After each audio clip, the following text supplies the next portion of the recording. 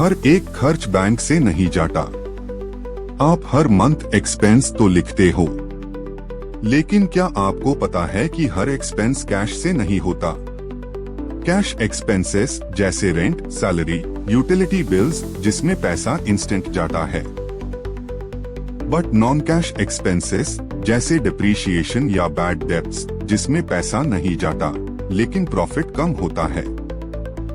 ये अकाउंटिंग के लिए बहुत इम्पोर्टेंट पॉइंट है। बुक्स में दोनों लिखने पड़ते हैं, लेकिन फाइनेंशियल एनालिसिस के टाइम इन्हें समझना जरूरी होता है।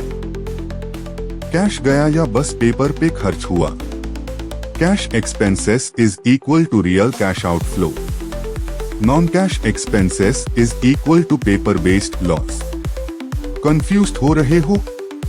सोचो, अगर मशीन की वैल्यू कम हो रही है, पैसा तो नहीं गया लेकिन प्रॉफिट कम हो गया। अकाउंटिंग समझना है तो ये बेसिक कॉन्सेप्ट क्लियर होना चाहिए।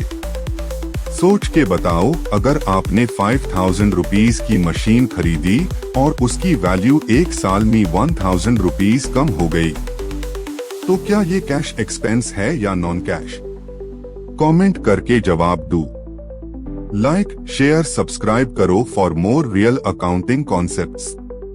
आपके बुक्स में कौन सा एक्सपेंस ज्यादा होता है, कैश या नॉन कैश?